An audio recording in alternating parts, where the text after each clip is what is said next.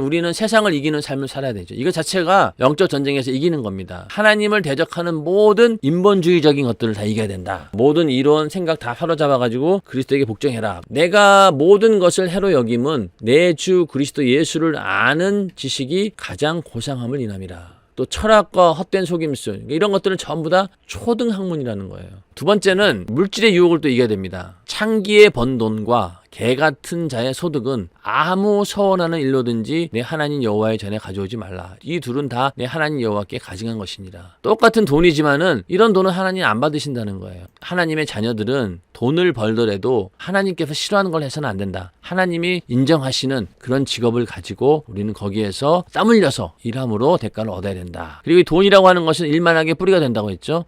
돈 때문에 미혹을 받아가지고 믿음에서 떠나는 일들이 많다는 거죠. 또 돈을 사랑치 말고 있는 바를 족한 줄로 알아. 만족하라는 겁니다. 욕심 부리지 말라는 거죠. 물질을 우리 하나님께 드릴 때 인색함으로나 억지로 하지 말고 하나님은 즐겨내는 자를 사랑한다. 그래서 이렇게 해서 물질의 유혹을 이기는 것도 영적 싸움에서 승리하는 것입니다. 또 하나는 이제 우리를 미혹하는 이단 적그리스도 이런 것들이 있는데, 너 인자야 너희 백성 중에 자기 마음에서 나는 대로 예언하는 부녀들을 대면하여 쳐서 예언하기를 이르기를 주 여호와의 말씀에 사람의 영혼을 사냥하고자 하여 방석을 모든 팔뚝에 꿰어매고 수건을 키가 큰 자나 작은 자의 머리를 위하여 만드는 부녀들에게 화 있을진저. 하나님의 말씀을 가지고 성령의 감동을 가지고 성령의 은사로 나오는 예언이 아니고 자기 마음에서 나오는 대로 예언할 수도 있는 거잖아요. 이거 분간을 어떻게 할 수 있겠어요? 이건 완전히 점쟁이 같은 겁니다. 그래서 기독교 내에서도 이런 짓을 하는 사람들이 많아요. 절대로 이런 데 가서 예언 받으려고 하지 마세요. 자기 마음에서 나는 예언 하나 듣고 그냥 그대로 했다가는 인생 망칩니다. 예전에 그런 경우도 많았어요. 갑자기 어떤 사람이 회사 잘 다니고 있는데 당신 신학교 가서 큰 주의종 됩니다. 그거를 덜컥 믿고 정리하고 신학교 갔어요. 그게 뜻대로 되나요? 안 돼가지고 결국 목회도 못하고 인생 다 그냥 망하는 그런 일들이 많았습니다. 그건 뭐냐?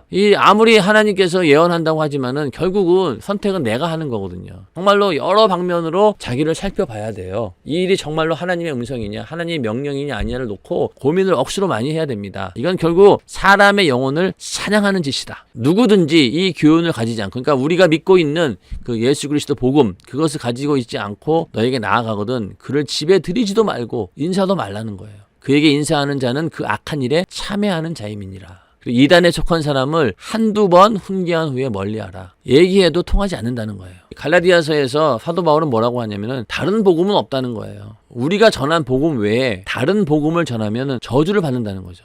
그래서 이러한 다른 복음이 이단, 적그리스도, 거짓 선지자 세 가지 유형들이 있는데, 이단은 어떤 특정한 사상이나 철학을 내세워 정통에서 이탈하여 분과를 만드는 집단.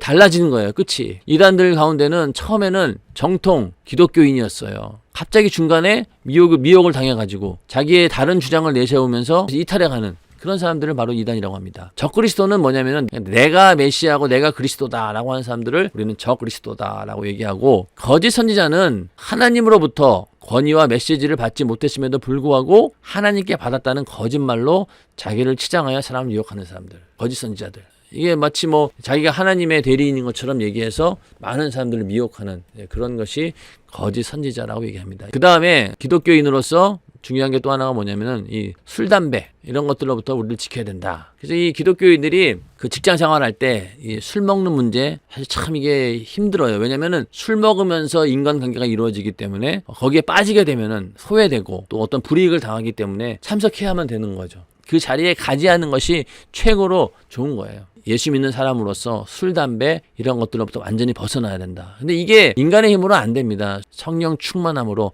하나님께서 해주셔야지만 가능한 일입니다. 담배 같은 경우는 담배 피지 말라는 게 성경에 어디 있느냐? 없어요. 그런데 성경에 말하기를 너희는 하나님의 성령이 거하는 성령의 전이라는 거 아니에요. 그 안에 더럽히면 안 된다. 술 먹어서 더럽혀서도 안 되고, 담배 피워가지고 그 연기 들어 마셔가지고 더럽게 해서도 안 된다. 이런 차원에서 우리는 이걸 멀리 해야 됩니다. 그리고 또 이제 문화를 가장한 우상 숭배 이런 것들 조심해야 되는데, 제사 지내는 것, 또 이 우상 숭배라고 하는 것이 오늘날 우리 시대에는 어떤 우상들이 있느냐, 하나님보다 더 좋아하는 것이 있다, 더 섬기는 것이 있다라고 하면 그것은 바로 우상입니다. 나를 위해서 만드는 그런 것들이 다 우상이 될 수 있기 때문에 그런 것들을 철저하게 우리는 이겨내야 된다.